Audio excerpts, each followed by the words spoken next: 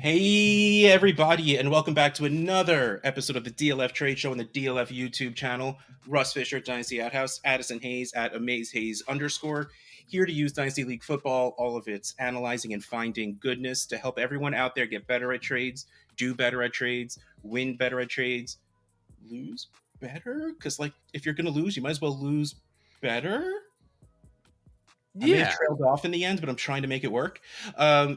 So as always, I explain this almost like every single week, but I still think it's funny. Whoever remembers what day it is first, we just send a random GIF. Well, we search the word Wednesday, and the first one goes out. And Addison beat me to it today, and I reply, "So, any ideas?"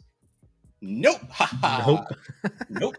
So when I was sitting and thinking, I'm just like, all right, well, we did the WTF RBs last week, and are we going to sit here and talk about Nuke Hopkins and Devontae Adams? I'm like, eh. So I'm like, all right, let's see what we should talk about. So I pull up May ADP, and the first thing I noticed was Saquon Barkley is running back 5. Mm-hmm. We love this, clearly, and it is DLF's fault for giving Addison and I a shared platform together and thinking we won't talk about Saquon Barkley at any chance we can. So yeah. So what that made me think of is okay, so what are the highly ranked positional players that I don't like? I want to believe they should be that up high, but maybe their trade value doesn't match it. Mm-hmm. And the 3 I came up with, and 2 of them are 6, so back off.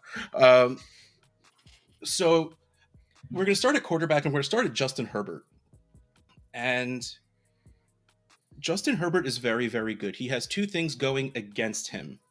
1, he doesn't rush much, and 2, Joe Burrow's on a better offense.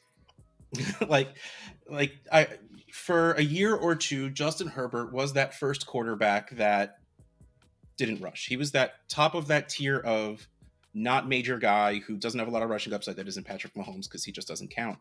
And then Joe Burrow came along with his 99% touchdown rate, and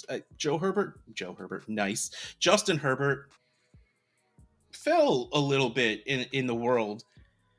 Kind of he's still QB6, which is great and very deserved, but I was very curious to see what his trade value looked like. And we're going to go straight to a 12-team Superflex trade where Justin Herbert, Calvin Ridley, and Alexander Mattison were traded for Patrick Mahomes. And right away, I think, well, I was wrong.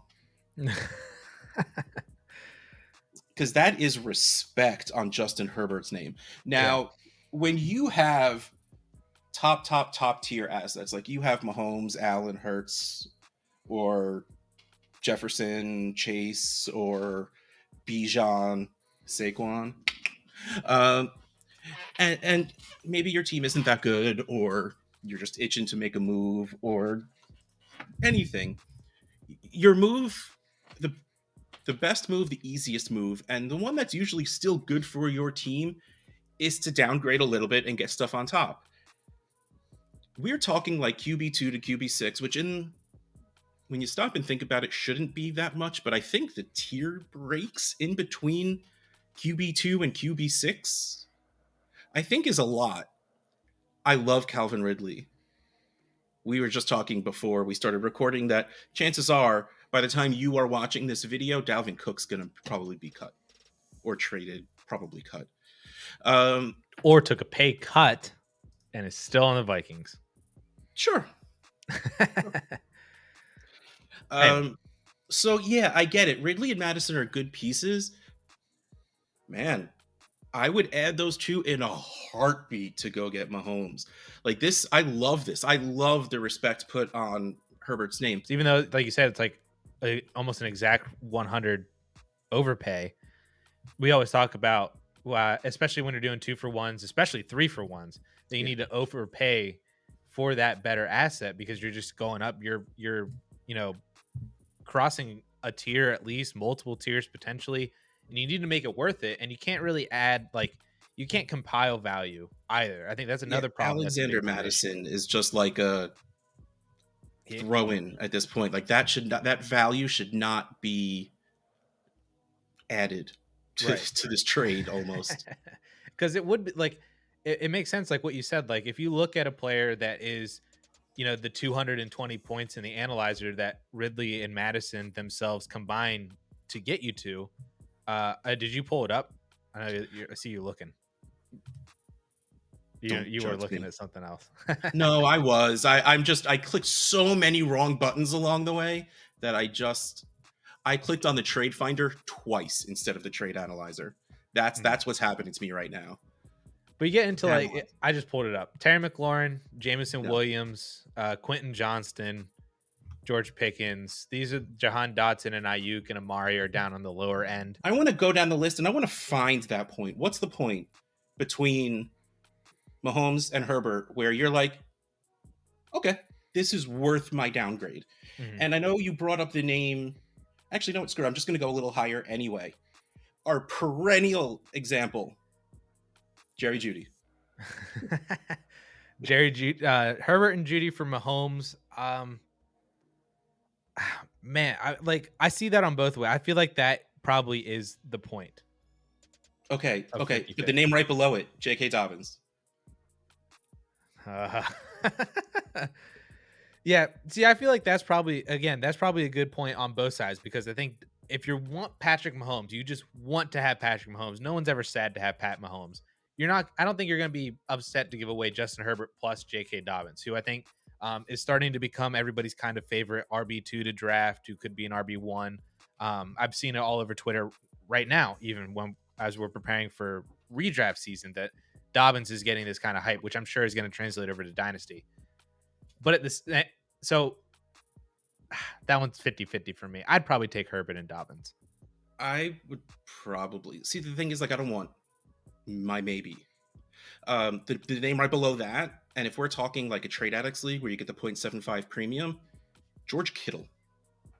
Yeah, that's another good one too. The thing is, like, we've been going down, and like we haven't even started working our way up yet. Oh wow, Treylon Burks, nice and up there. I love his 340. Oh well, I'm in one quarterback. Never mind.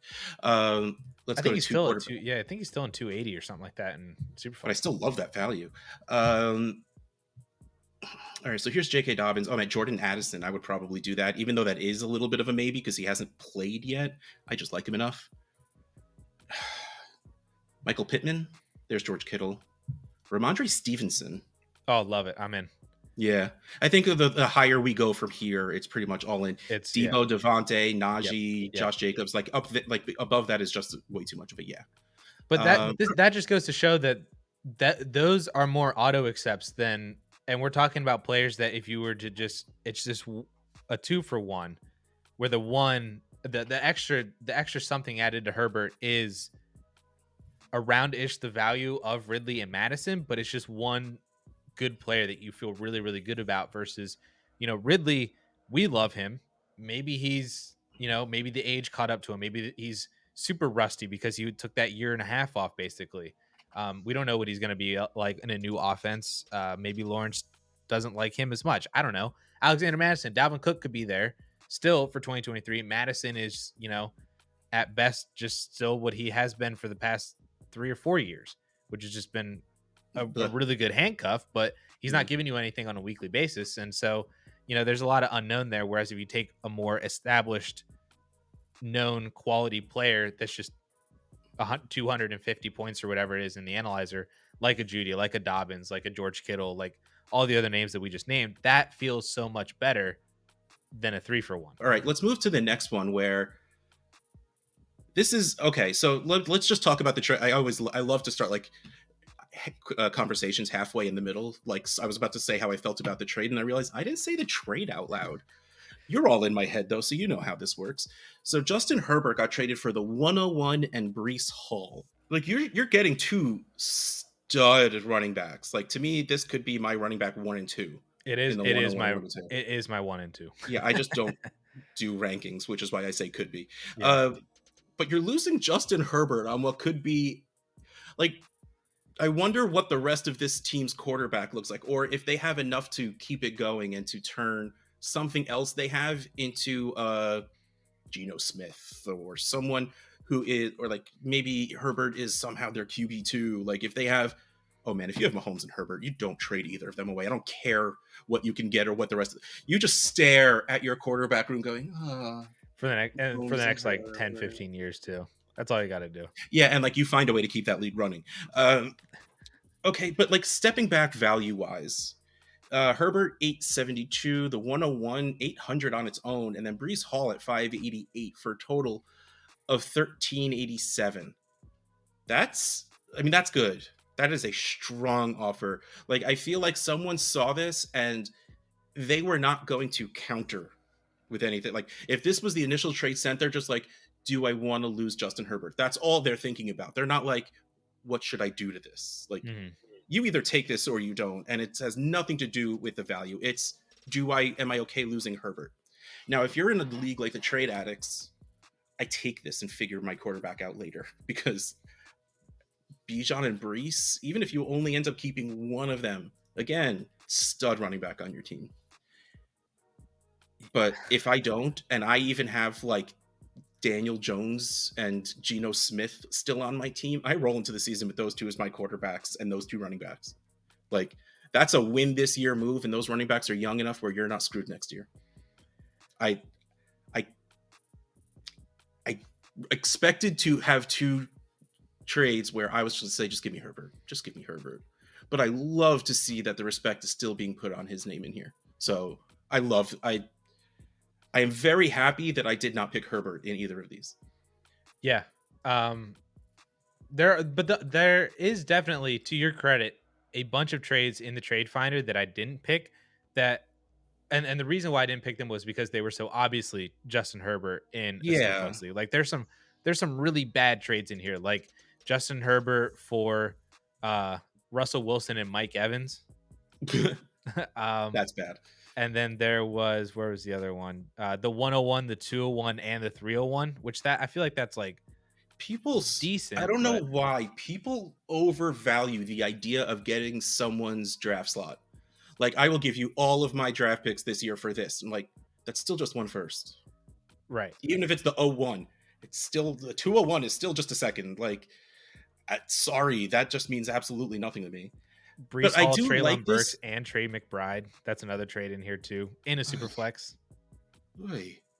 See, like there's a lot of it, but I like this because it gives you the idea of what to do if you do really like Herbert. If you do believe he's up there, like if you do believe that there isn't that big of a difference between Herbert and Mahomes, you would probably feel great getting Mahomes. Well, downgrading from Mahomes to Herbert and getting Ridley and Madison on top of it because they can be every week plugins Yeah. if things go their way. You know, like, and the other way around, like if you have Herbert and you have a really strong QB room, man, throw out a trade to see if you can get Bijan and Brees. Why the heck not? Like, so I love these trades for the pure reason that people still like agree with me a little bit that Justin Herbert's really good. Well, I mean, he's fantastic. Okay, the next, so let's get to it. Speaking of fantastic, we're going to talk about Saquon Barkley. Mm.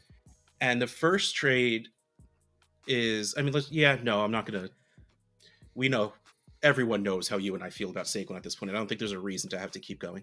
So Barkley in a 12-team, one quarterback league, Barkley is worth 737.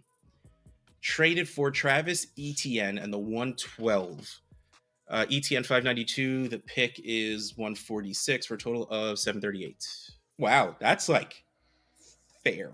That is almost on the dot fair. That is what, 2 points away? That is insane. That is actually 1.1, doing like not rounding like I did.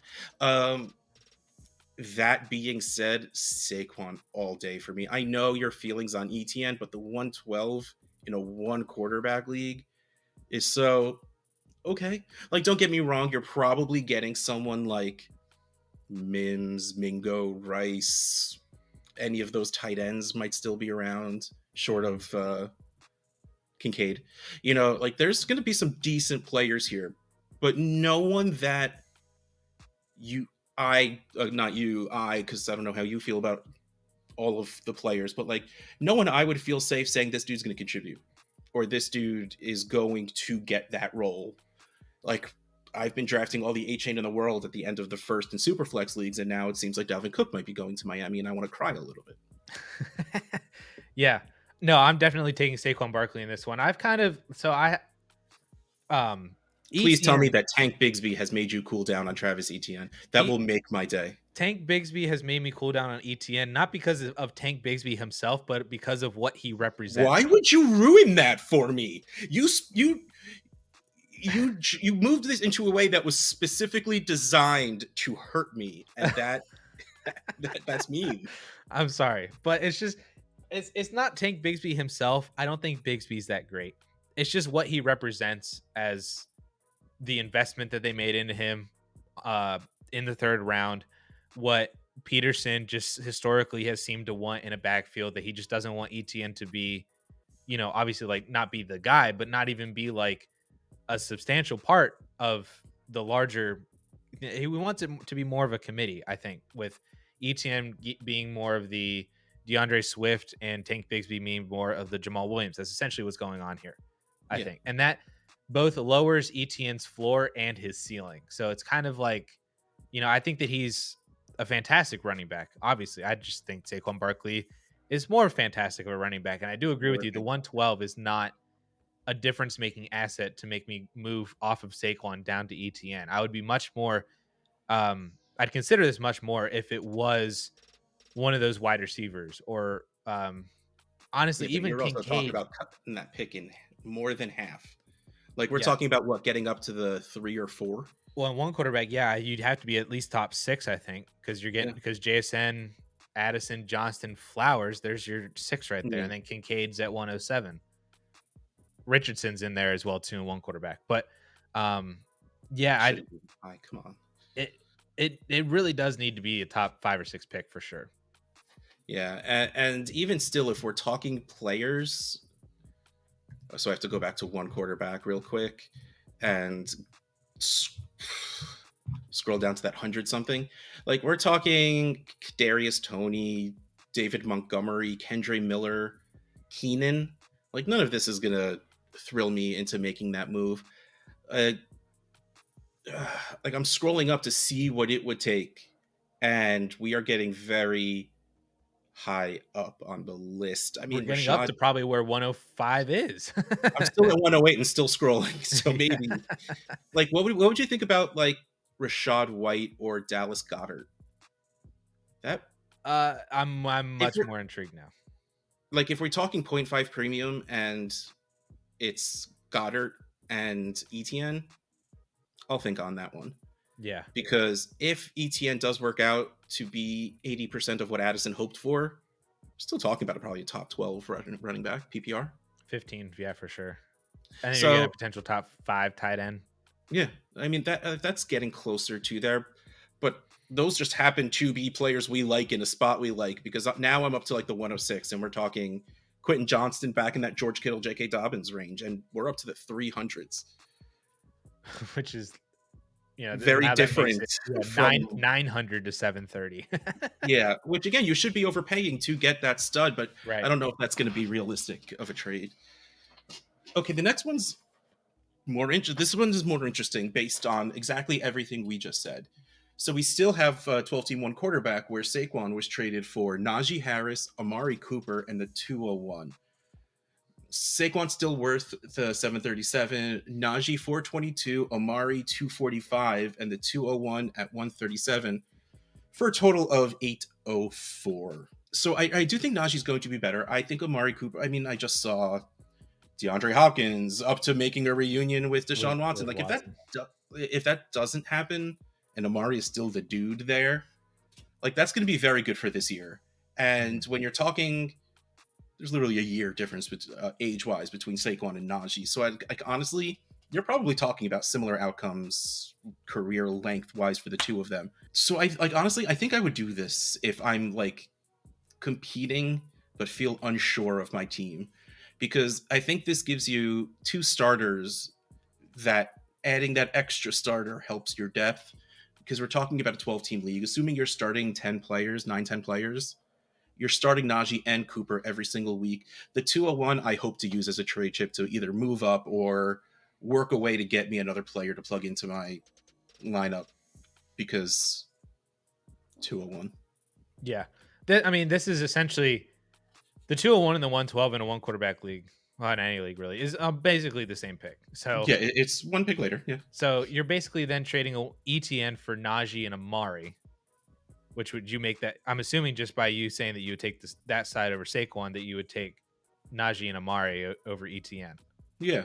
Oh yeah, these trades are insanely similar. So yeah, that I see both sides of this, where it still doesn't feel like it's enough to really move off of Saquon if you don't really believe in Najee, or you think that he's just kind of fine, not like more elite or more of a difference maker in your lineup. Amari, I think, will still be good even if Hopkins is there. Obviously, that won't help because he'll obviously be better if Hopkins is not there and he is the wide receiver one.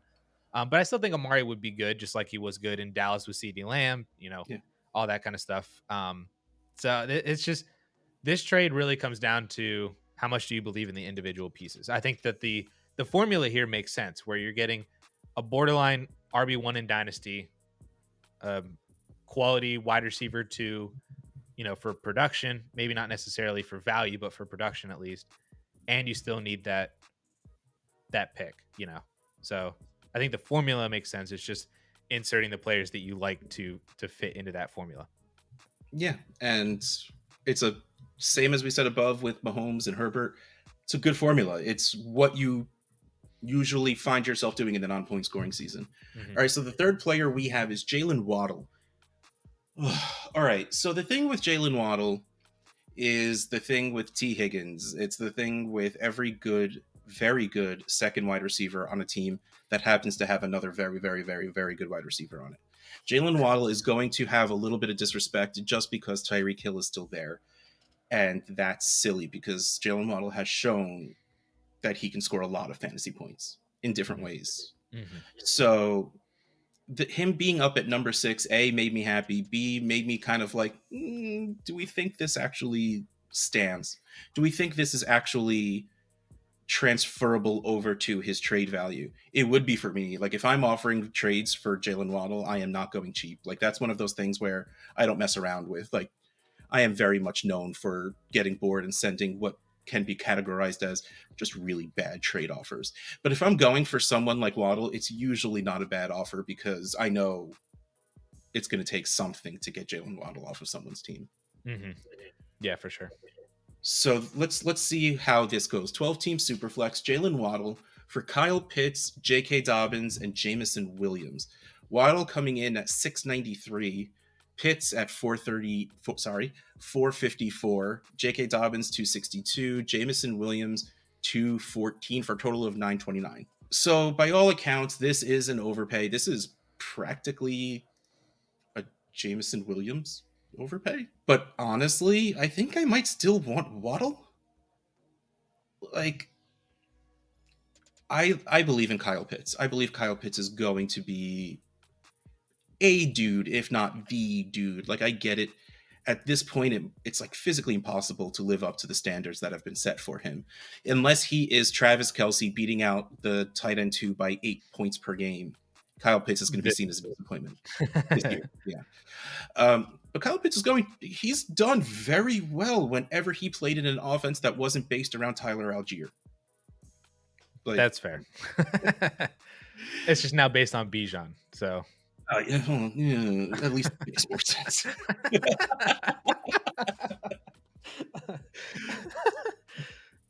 But again, like, next we have J.K. Dobbins and Jameson Williams, both of which at this point are pure conjecture, pure hype, pure we want it to work out. We hope it works out. Mm-hmm. You have a top 6 in ADP, a top 12 in scoring wide receiver.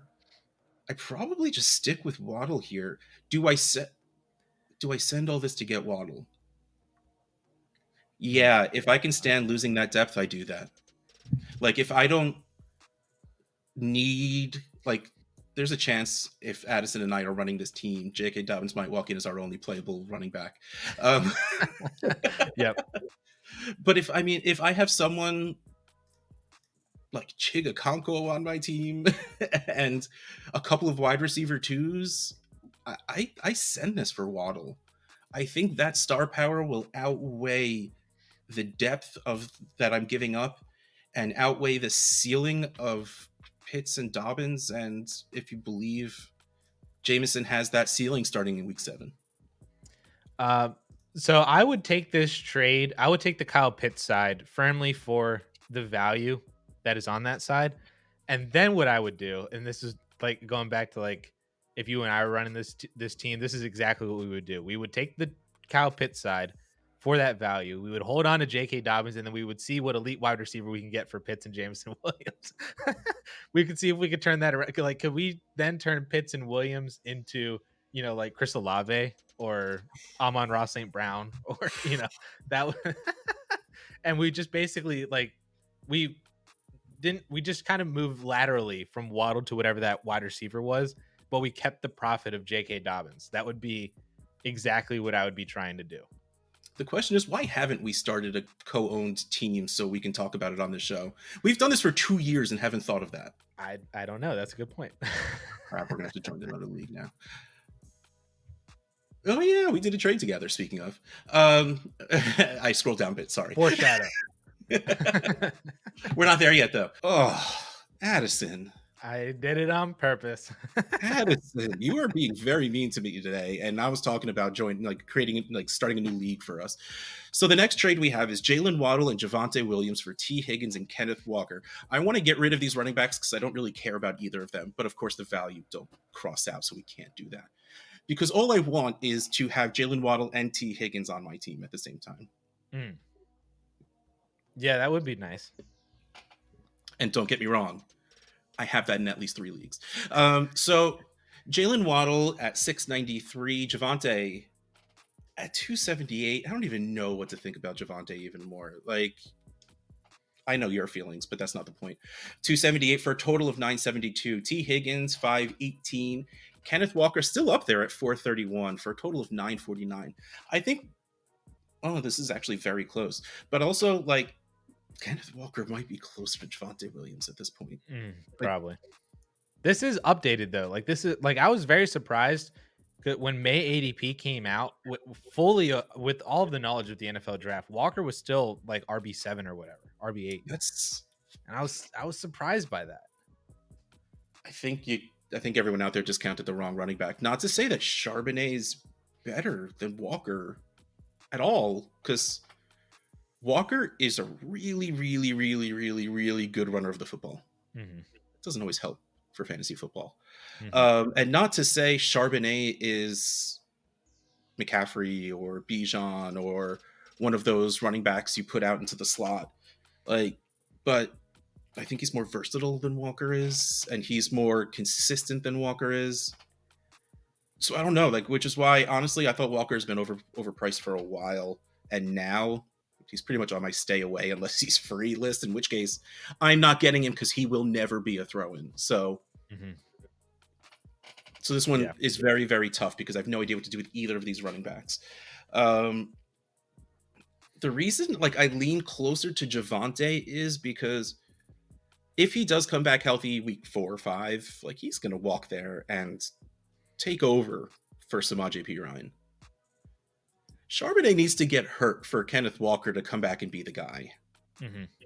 And while I never want anyone to get hurt, I hope it doesn't happen. So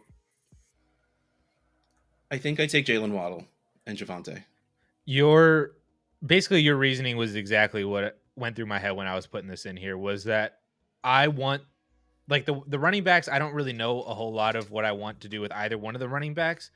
So just to kind of default to just scratch them out, I want Waddle over T. Higgins. I agree with you. I want both, but if I had to pick one, I would pick Waddle over T. Higgins. And then I feel good enough about getting Javonte that, that there is the upside of, well, he comes back and he's healthy and he has that job. There's no more Melvin Gordon there, that he could, ascend in value. Whereas it doesn't really feel like Kenneth Walker will ever be able to ascend in value unless he gets traded or Charbonnet gets traded or something other, some other thing wildly happens that we just And can't then account don't for. forget, Walker has to produce more than he did, last season if he does get that opportunity. No, also. Yeah. So I agree with you. Yeah. I'll just take Waddle and just hope and pray with Javante, or try to figure out what I could do with him later on down the road. Would your ability to flip either of these running backs after the trade affect who you would want between the wide receivers? Like, let's say you knew there was like a one or two Kenneth Walker fans in your league where maybe you're not getting 430 points out of trade value for him. What is this? This is a super flex league, right? I can't. You've every time I want to go to the values, you make me switch. Like, let's take out. Let's say you could do this trade and then flip Walker right next to JSN. Oh, well, yeah, I would love that. I don't think you can do that though. They're literally next to each other in the analyzer. So let's go down a little bit and let's say Josh Jacobs. Would love that.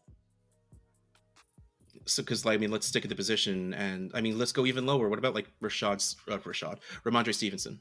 Love that. So it really is that these specific running backs that are giving us trouble with Really, this. that really is what it is. Yeah. If you Because like replace Kenneth we've Walker gone with down anybody else to in the top 12, like in that 8 through 12 range, I'd probably take it. Tony Pollard. I'd take Pollard. I'd take Higgins and Pollard. Um, Pollard and Javante are about 20 points away from each other.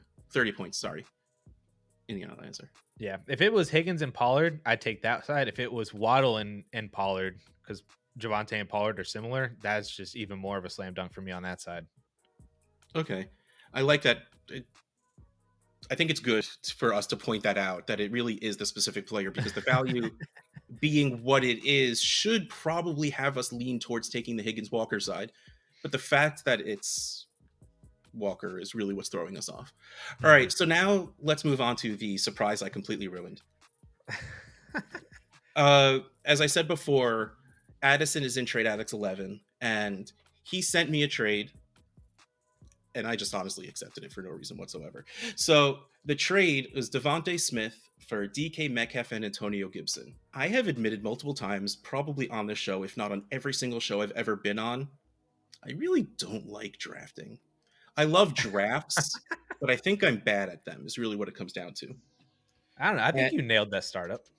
I hated it. Like, I looked at my team afterwards and I'm like, nope.